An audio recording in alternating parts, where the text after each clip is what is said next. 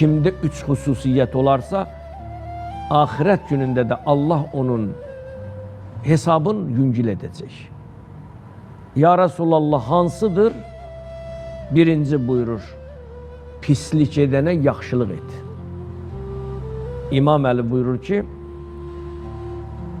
pislik sənə olunubsa, yaxşılıq et dedi.